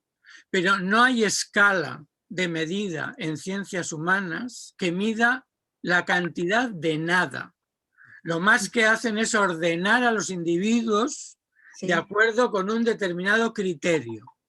Por ejemplo, que yo soy menos inteligente que tú o viceversa y más los dos que el otro, pero no cuánta inteligencia tienes tú y cuánta inteligencia tengo yo. Y ese es el punto que no se discute desde mi punto de vista cuando se debate sobre lo cualitativo y lo cuantitativo. Pero yo personalmente con los números no tengo ningún problema. De hecho, estoy acabando el semestre donde les he enseñado a mis estudiantes a hacer escalas de actitud y me encanta enseñarles a hacer eso. Luego les digo que no sirve para nada, pero a lo mejor se pueden ganar la vida haciendo eso, haciendo estudios de mercado o trabajando para algún político o alguna cosa por el estilo. Bien. La otra cosa que quería decir en relación con el comentario es que espero que además de ético se haya visto lo político en mi planteamiento, porque eso también... y ahora voy al morbo, el chemsex. Sí, el chemsex. La relación Bueno, deberíamos decir chemsex, pero aquí decimos chemsex, ¿eh? Ah, ya. Como decimos Levi's en lugar de Levi's y esas cosas. Ajá. Voy a decir chemsex. Sé que en Costa Rica habláis mejor inglés que en España. No sé si por las piñas o por qué, pero habláis mejor. Es decir, por lo que tiene que ver Por lo que con tienen los las piñas. norteamericanos de muy de allá. Yo creo Bien. que es el café más bien. O el café. Entonces, ¿qué pasa con el uso de la Viagra? Pues a lo mejor te doy una sorpresa. El Viagra es una de las sustancias químicas, no es un estupefaciente, por supuesto, pero es una de las sustancias centrales en el chemsex. Ajá. ¿Por qué? Porque el chemsex no se define solo por ser una práctica de consumo de sustancias psicoactivas para tener sexo, sino que está asociado primero al sexo múltiple, es decir, con múltiples parejas, en un periodo largo de tiempo, no 1 hora, ni 2, ni 3, ni 4, sino varios días seguidos. Ajá. 3, 4, 5 días. Y obviamente nadie puede estar 5 días teniendo sexo si no toma un Viagra. Claro. ¿Vale? Porque, digamos, la naturaleza tiene unas limitaciones. Entonces, la presencia del Viagra y equivalentes es central en las prácticas de chemsex. De chemsex. Ah.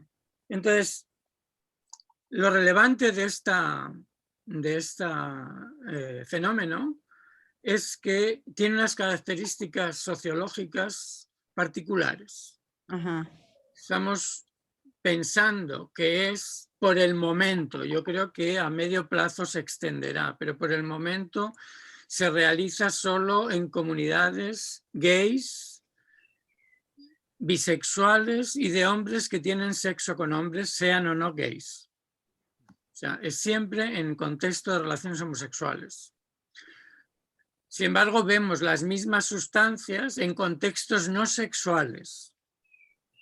Por ejemplo, sí, claro. Hay dependencias geográficas. Por ejemplo, en Barcelona, la reina de la noche, como me dicen mis participantes, es la metanfetamina.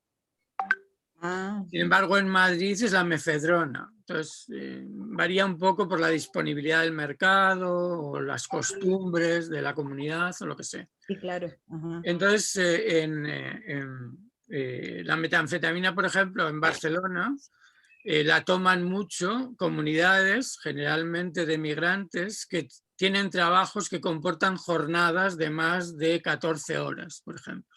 Entonces toman esas sustancias para aguantar las jornadas de trabajo. O sea que lo interesante del chemsex no es que hay una sustancia psicoactiva que produce X y produce dependencia y produce esas catástrofes, sino el hecho de que está ligada a un fenómeno particular y que tiene que ver con una población específica. Ajá. Donde además han cambiado mucho las cosas. Parte de nuestro trabajo sobre eso tiene que ver con que hace muchos años que en España no hay campañas informativas sobre la transmisión de enfermedades sexuales, no hay ninguna campaña de prevención y sigue siendo como un tabú, pero también que hoy en día personas que en otro tiempo hubieran estado estigmatizadas, por ejemplo, por ser seropositivas o que viven con el VIH, hoy día, debidamente tratadas, están en situación que no transmiten a nadie el VIH. Por lo tanto, todas nuestras obsesiones de convencer a la gente que haga prácticas seguras de sexo, para muchas personas ya no tienen sentido. ¿No?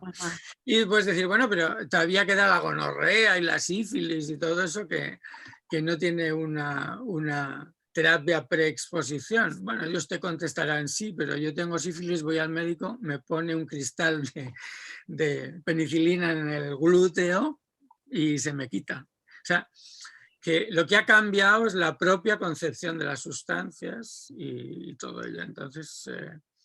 bueno, eso es lo que tratamos de ver con ellos, porque es una una investigación que pretende satisfacer, digamos, los requisitos que yo he definido en mi presentación. Pretende ser de compañía con los propios usuarios de esas sustancias y los propios participantes en esas prácticas de sexo. No algo hecho desde el hospital, que está muy preocupado porque de repente llegan muchos casos de hepatitis C, que también pasa y también es una preocupación, por supuesto. Pero tratamos de estar del lado de los usuarios. Y respecto a la pandemia, pues me encanta que me hagas esa pregunta, porque no sé lo que ha pasado en Costa Rica, aunque lo puedo imaginar, pero lo que ha pasado en España es una cadena de infortunios resultado de la más desastrosa actuación de las autoridades sanitarias, políticas y de todo punto de vista. ¿Y esto por qué? Porque se ha dejado fuera a aquellos y aquellas que sabemos del comportamiento humano, que somos psicólogos y psicólogas, sociólogos y sociólogas, antropólogos y antropólogas, etc. Al menos en España, los comités asesores que han asesorado al gobierno en la toma de decisiones se han caracterizado por no tener a nadie proveniente de las ciencias sociales, a nadie. Ha habido 2 convocatorias de urgencia de proyectos de investigación muy bien dotadas, con millones de euros, y no ha habido ni un solo proyecto de ciencias sociales financiado. Ni uno. Y entonces, por eso estamos donde estamos. Una comunicación desde el día 1 de la pandemia nefasta, no sé en Costa Rica, desde luego en España, nefasta. Voy a poner un ejemplo, la mascarilla.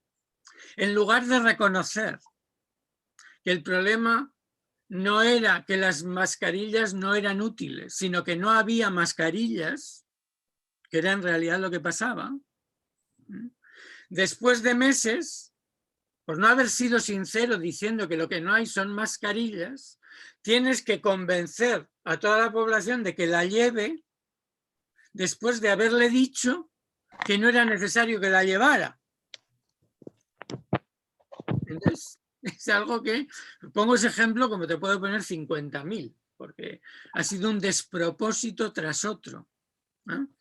El marco, que es muy importante en las teorías de la comunicación contemporánea, ha ido variando según la conveniencia.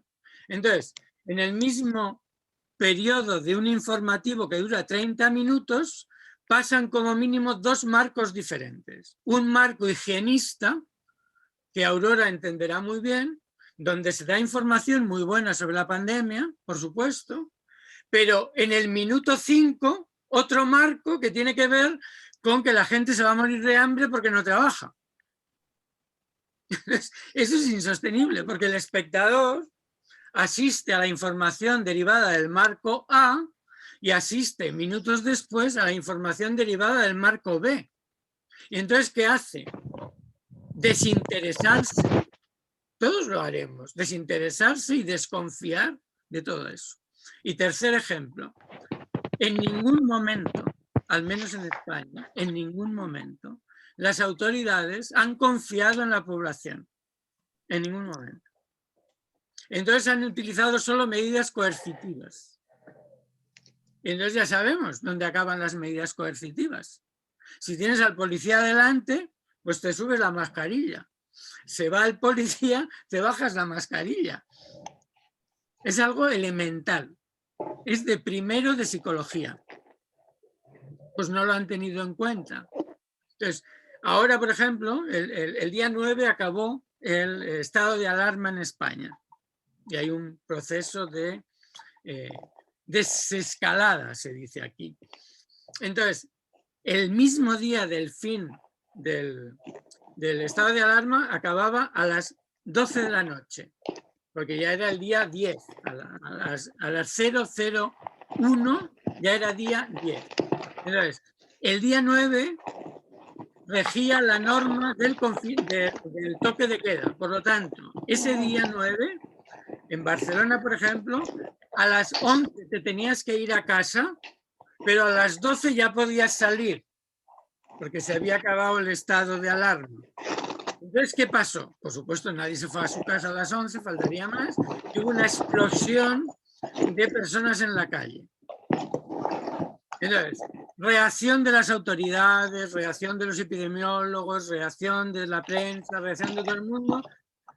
Son unos irresponsables, todos los jóvenes no saben nada, culpabilizando a la gente. Pero tú no tienes derecho a culpabilizar a alguien por no hacer algo si no ha habido ni una señal que implique que confías en ellos. No sé, si tenéis hijos, me imagino que esto lo habéis experimentado en vuestra carne todo el tiempo. Y así podríamos estar toda la noche poniendo ejemplos del desbarajuste de la política de gestión de la pandemia. Pero, por volver a la pregunta y al tema, fundamentalmente ha sido no tomar en consideración a las profesiones que sabemos poco, pero algo del comportamiento. Ese ha sido el mayor error desde mi punto de vista. No sé si contesta un orden.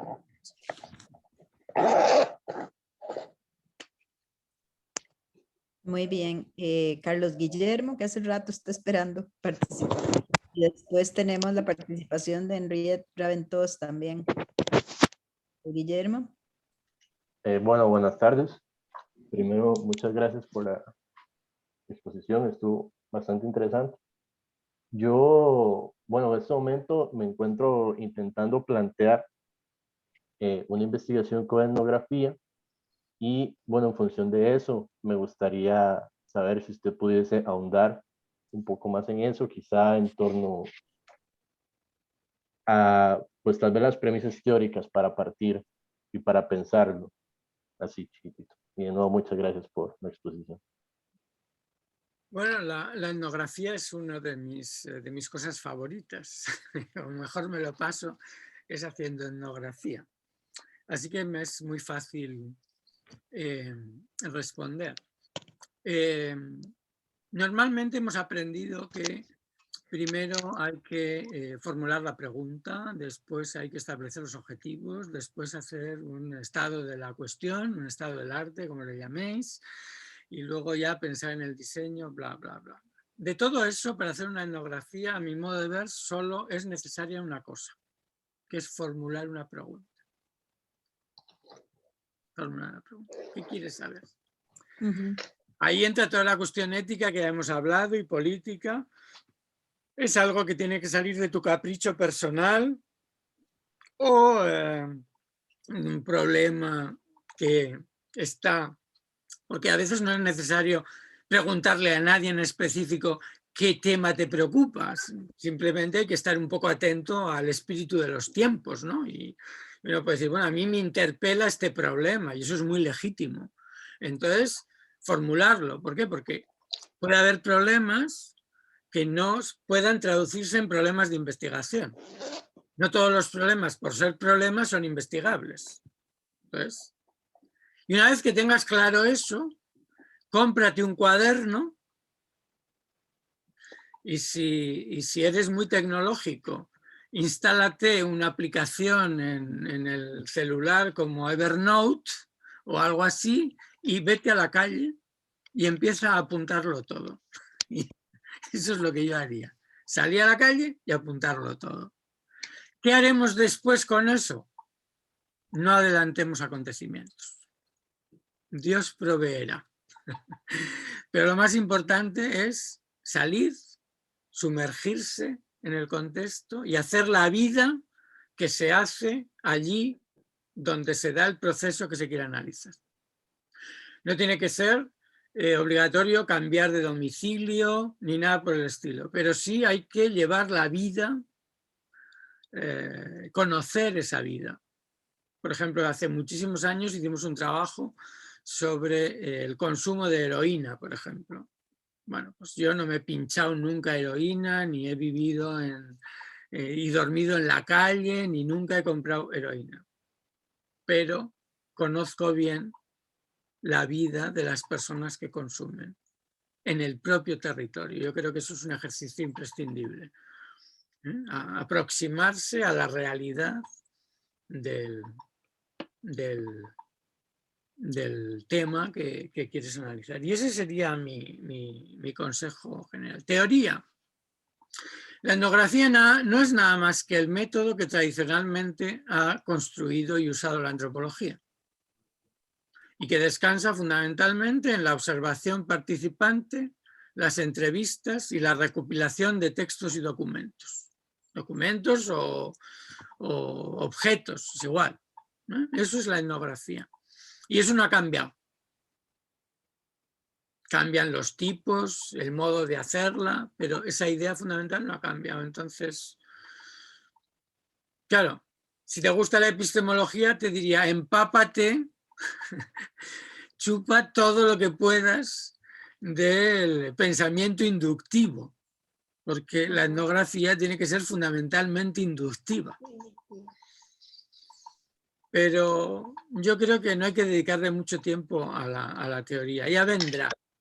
Lo importante es saber qué buscar y salir a la calle con el cuaderno o con el Evernote y anotarlo todo. Eso es lo que yo creo que hay que hacer.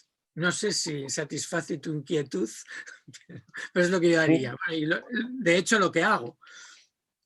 Sí, de pronto nada más un pensamiento que se me venía cuando lo escuchaba, era que yo, bueno, en una investigación pasada tuve este problema de que la forma en la que yo estaba investigando no hacía match con la forma en que la academia demandaba que yo estuviese investigando, ¿verdad?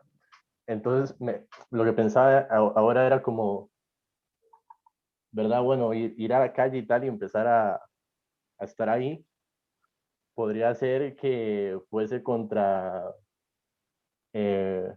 un permiso de un comité de ética que me dice que antes de ir ahí y estar con las personas tengo que ya saber todo de cómo va a ser el problema, cómo van a ser los objetivos, ¿verdad? Entonces me hacía preguntarme un poco de eso y pensar en eso de esa suposición de que yo, se supone, ya tendría que saberlo todo antes de llegar ahí y solo aplicarlo, y eso es lo que se me demanda con el fin de ser aprobado por un comité, y no al revés, ¿verdad? Que es un poco tal vez... Sí, entiendo este problema. Todos estamos viviendo la pesadilla de los comités de ética que garantizan cualquier cosa menos la ética. Es un papel con un número que puedes citar, pero que no se traduce en nada. Por suerte, en mi caso, tengo un comité de ética ahora presidido por un antropólogo. Entonces, estamos viendo... Pero cuidado que tenemos un antropólogo en el comité porque llevamos muchos años tratando de convencer a todo el mundo que el modelo biomédico no satura el 100% de los tipos de investigación. Y ese es un trabajo que hay que hacer. Exacto. Hay que hacerlo y invertir mucho tiempo en ello. Sí. Y esa lucha la tenemos en todos los países y en todas las universidades, porque no es fácil de... Entonces, yo entiendo este problema que dices. Entonces, hay dos estrategias. Una está muy mal que lo diga en público y más si se está grabando y se va a poner en Facebook, pero lo voy a decir. Haz un simulacro.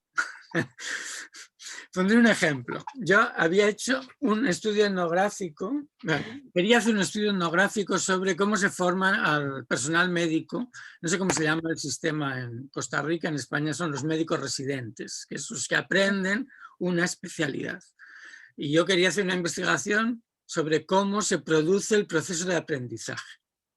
Entonces, un poco con la idea de poder después orientar a los responsables de las formaciones cómo organizar algo que al menos en España está totalmente desorganizado. Es decir, que si te toca un médico o una médico que no solo es buena, sino que además es simpática y que además es expresiva y que además es acogedora, aprendes mucho. Y si te toca con un médico o médica que sabe mucho pero no tiene ninguna habilidad comunicativa, es antipático como él solo, es un dios que se cree, pues no aprendes nada, ¿no? Entonces, pues para intentar formalizar el proceso formativo queríamos hacer esta investigación. Entonces, había una convocatoria pública y nosotros ingenuamente presentamos un proyecto Pues un proyecto de etnografía donde pues no hay un diseño lineal, porque no se puede seriar las actividades, todo es una espiral y tienes que explicar todo eso, el círculo hermenéutico, esas cosas, a un evaluador de tu proyecto que tiene en la cabeza la investigación biomédica. Entonces, ¿qué pasó? Pasó que no nos dieron el proyecto, porque claro, tanta vuelta, tanto circular y tanto saturación de información y tanto conceptos clásicos de la investigación cualitativa no eran entendidos. Al año siguiente, que ya habíamos hecho más de la mitad del trabajo, volvió a aparecer la convocatoria y nos volvimos a presentar. Pero en lugar de presentar un diseño de verdad etnográfico, presentamos el diseño etnográfico como si fuera seriado. Y lo pudimos hacer porque ya habíamos hecho todo, por lo tanto sabíamos qué iba a pasar en cada momento. Y entonces nos dieron el dinero. Puedes crear un simulacro, es decir, no es lo mismo que mentir, es hablar su lenguaje para vender tu idea. Y es perfectamente legítimo, porque si no, solo autorizarían las investigaciones basadas en cuestionarios. O sea que tienes que encontrar el resquicio por el cual meter el pie. Y yo no utilizaría, por ejemplo, la palabra etnografía. Utilizaría la palabra observación sistemática, que es un pecado venial. O sea, es una mentirijilla, que decimos en español, de la península, pequeñita, pero que no significa digamos, un pecado mortal. Es una observación sistemática. Y cosas así que permitan dar la impresión de que es un proyecto como si estuvieras haciendo un experimento. Eso es lo primero que te diría. Presenta un simulacro. Sin olvidar, insisto, lo primero, que creo que hay que hacer una guerra cotidiana en los centros de investigación, con las agencias de investigación de cada país, para convencerles que la investigación ni empieza ni acaba con la biomedicina y que los estándares éticos que se aplican, como por ejemplo el consentimiento informado de los participantes, no es algo que aplique para el 100% de las personas con las que vas a interactuar en un trabajo etnográfico. Entonces usa símiles como el cine, la fotografía, el documental, que manejan esa cuestión y también lo hacen éticamente, pero no pidiéndole permiso a todas las personas que pasan por detrás de la cámara cuando estás grabando. Hay una declaración de compromiso ético que se puede explicar, que no es exclusivo de la investigación cualitativa y mucho menos de la etnografía, sino en general de aquellas actividades humanas que se dan, por ejemplo, en espacio público, como puede ser el cine, los documentales, la fotografía, etcétera, en la cual hay que haber o tiene que haber una norma que debes asumir, pero que no se aplica necesariamente a cada individuo que pasa por ahí. Entonces, no es fácil, pero no es imposible. Así que cuando no puedas hablar realmente de lo que vas a hacer, pues dilo en lenguaje que ellos puedan comprender. Ya está. Yo he hecho esto muchas veces en mi vida. Cuando yo empecé a hacer investigación cualitativa hace muchos años, muchos más de los que tienes tú, decían que mi trabajo no era científico, que era literatura. Y pensaba yo, ojalá fuera literatura, estaría feliz si fuera literatura. Y entonces no me daban proyectos, no me dejaban ir a los congresos porque me decían que mis datos no eran científicos, no me publicaban artículos, en fin, esa experiencia la he tenido, pero después con estos simulacros acabas por meter el pie y poco a poco va cambiando. Así que mucho ánimo y mucha imaginación. Muy bien. Pero no te pares, tú a la calle con tu cuaderno. Bueno, Henriette dice, como ya no hay tiempo, no importa, quería solo hacer un comentario desde otro lado, dice, pero yo no sé si Henriette quiere aprovechar el espacio. Aquí Sí, estamos. Bueno, hola. podemos extendernos, Priscila, unos minutos porque Sí, yo sí, sí. ya de aquí me iría a la cama, entonces si nos pasamos de la hora, tampoco pasa nada. Gracias, gracias. Muchas gracias a ambos por la exposición muy enriquecedora. Yo vengo del lado biomédico y de la investigación cuantitativa. Ahora estoy haciendo etnografías y el comentario al que quería referirme es que yo creo que hay que combinar, o sea, muchas veces los problemas, por ejemplo, con esta pandemia, era necesario juntar saberes, ¿verdad? Era necesario romper estas barreras epistémicas y darle valor a otras formas de comprender lo que está pasando, como con lo de las mascarillas. En el caso de Costa Rica, las mascarillas hubo oposición, no porque no hubieran, porque desde el principio se planteó las mascarillas de tela, sino porque es del campo biomédico. Para poder decir que algo funcionaba, tenía que tener un ensayo controlado doble ciego, lo cual es imposible contestar, ¿verdad?, para las mascarillas. Entonces, hubo un atraso enorme en el uso de mascarillas, a pesar de que incluso dentro de la Academia Nacional de Ciencias se estaba diciendo hay que usar mascarillas. Entonces, tal vez mi comentario es más como durante los últimos años el grupo de investigación del que formo parte hemos tratado de romper estas barreras epistémicas y incluir a más gente desde otros lados en la investigación, haciendo también más investigación cualitativa. Y creo que para eso, especialmente dentro de los grupos más arrogantes, ¿verdad? Tal vez el grupo desde donde yo vengo que tiene más esta sensación de que somos dueños de la verdad o de la forma de hacer la investigación. Usted mencionaba la modestia. Hay una forma que he estado escuchando últimamente que se llama humildad epistémica y que me encanta el término humildad epistémica. Es una forma de lograr acercarnos y buscar esta armonía que al final de cuentas es intentar contestar las preguntas que le interesan además a la comunidad. Entonces también yo que me formé en medicina, por ejemplo, a nosotros nunca nos preguntaron cuando hacíamos investigación, pregúntele a las personas padecientes o a las personas sufrientes, ¿cuál es su problema principal? ¿Qué es lo que usted quiere que yo investigue? Entonces, en los últimos años, por ejemplo, han hecho eso y resulta que la gente que tiene artritis reumatoide, las personas del gremio médico dicen, el problema principal es el dolor. Y las personas padecientes dicen, no, el problema principal para mí es el cansancio.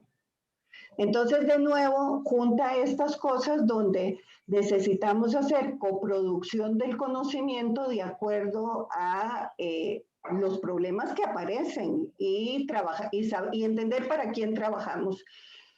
Y tratar de trabajar en equipo, que es bueno, por eso es que muchas veces ya me ven a mí de este lado, aprendiendo de ustedes para tratar de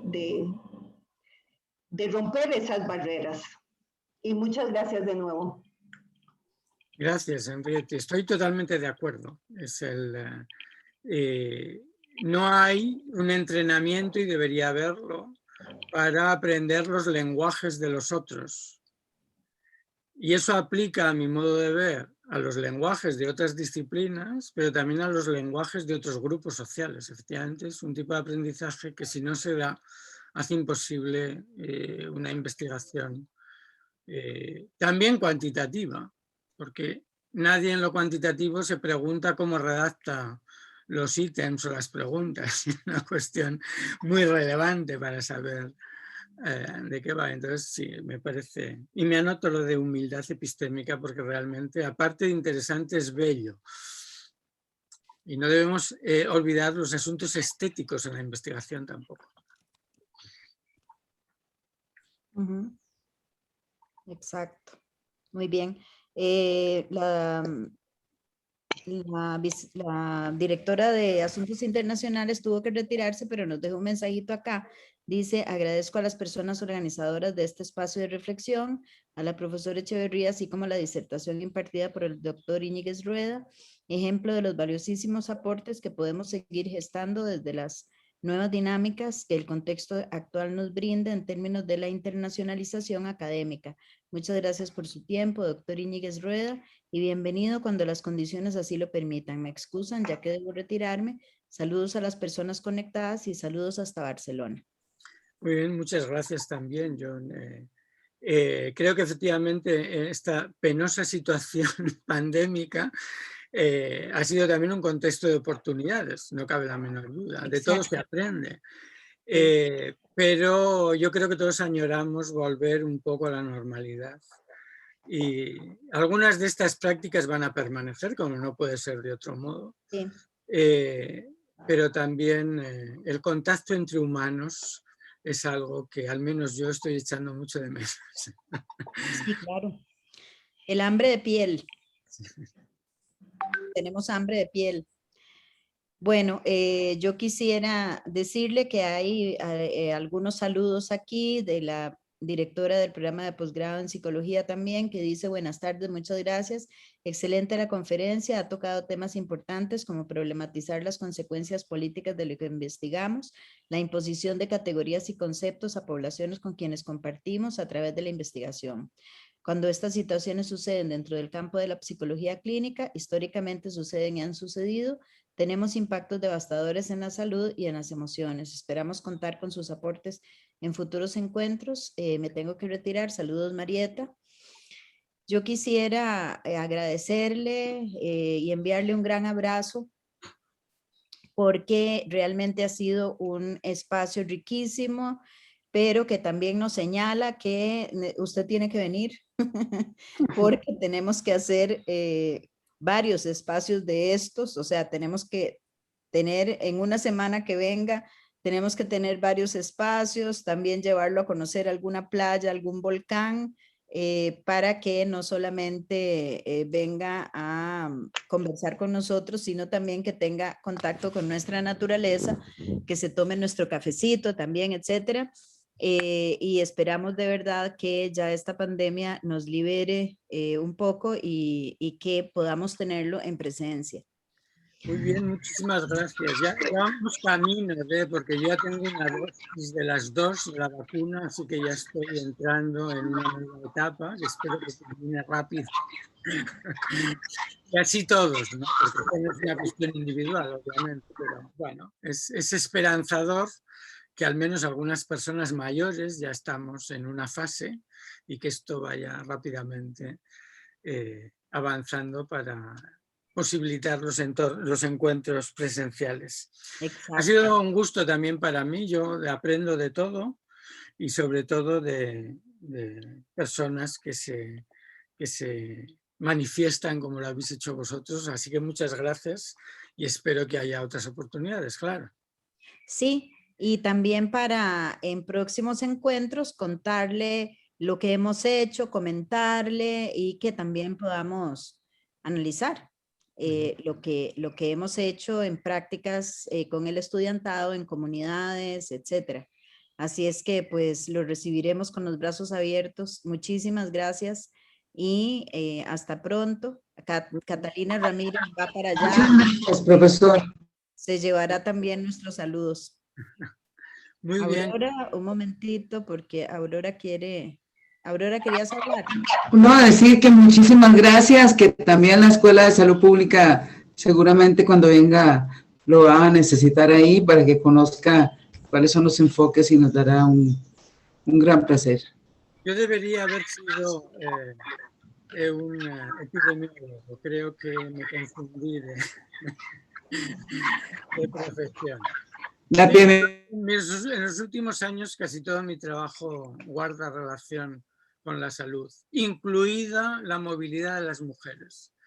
El enfoque que yo le doy es un enfoque de derechos, en primer lugar, y después un enfoque de salud. Eso me parece súper, súper bien, muy pertinente y es una batalla que estamos teniendo también en la Universidad de Costa Rica. ¿Verdad, Henriette? En una serie de programas y proyectos que se han gestado y se siguen gestando. Así es que para nosotros es un tema sumamente importante. Sí. Muy bien. Bueno. Pues encantado. Muchísimas gracias por el espacio y nos vemos en un futuro. Nos vemos pronto. Esperamos Buenas que muy noches. Muchas gracias. Gracias. Buenas noches. Hasta luego. Gracias. Hasta luego. Muchísimas gracias por la presencia de ustedes, invitados, invitadas, y al alumnado, al estudiantado. Gracias por también haber estado acá. Y a las asistentes también, sus participaciones. Y a Catalina Ramírez, a la profesora Cata Ramírez, que ella fue el contacto para poder tener hoy a Lupicinio. Muchísimas gracias, Cata. Bueno, te veo en Barcelona, Cata. Sí, un abrazo, Lupicinio. Muchas gracias. Buenas noches a todas y a todos. Buenas noches. Chao, chao. Buenas noches.